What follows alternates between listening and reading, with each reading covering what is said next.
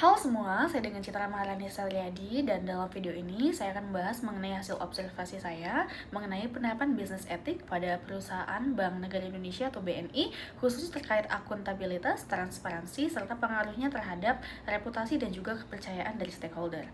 Sebagai salah satu bank BUMN terbesar di Indonesia, BNI itu memiliki tanggung jawab yang besar dalam menjaga kepercayaan masyarakat. Dalam industri perbankan, kepercayaan merupakan hal yang sangat penting karena masyarakat itu menyimpan dana dan melakukan berbagai transaksi keuangan melalui bank.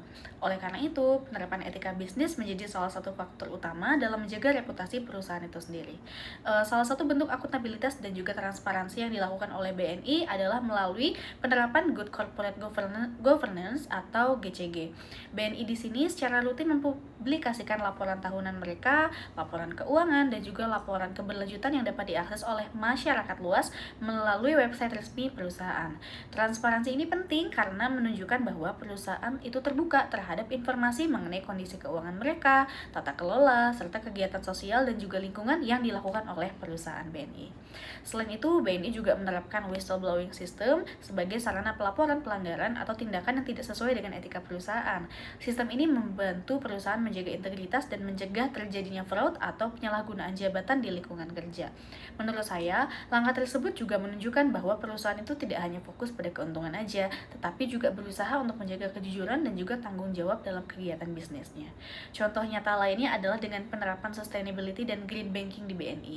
Perusahaan di sini mulai mengembangkan layanan digital seperti adanya Wonder BNI, lalu juga ada penggunaan kayak BNI Sprint dan juga untuk BNI Direct untuk mengurangi penggunaan kertas dalam aktivitas operasional. Selain itu, BNI juga mendukung pembiayaan berkelanjutan dalam program CSR seperti bantuan pendidikan, pemberdayaan UMKM, serta bantuan bencana dalam BNI Peduli.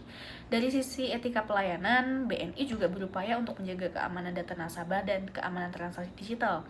Dalam era digital saat ini, pelindungan data pribadi itu atau UPDP menjadi hal yang sangat penting karena meningkatnya risiko dari cybercrime dan juga penyalahgunaan data dari phishing. Oleh karena itu, perusahaan pun terus meningkatkan sistem keamanan digital mereka dan memberikan edukasi kepada nasabah-nasabahnya mengenai keamanan dalam bertransaksi secara online. Menurut saya, penerapan akuntabilitas dan juga transparansi tersebut memberikan dampak positif terhadap reputasi perusahaan. Masyarakat pun cenderung lebih percaya kepada perusahaan yang terbuka, bertanggung jawab, dan memiliki tata kelola yang baik. Kepercayaan stakeholder seperti nasabah, investor, pemerintah, dan juga masyarakat menjadi lebih kuat karena perusahaan menunjukkan komitmennya terhadap etika dan bisnis secara berkelanjutan.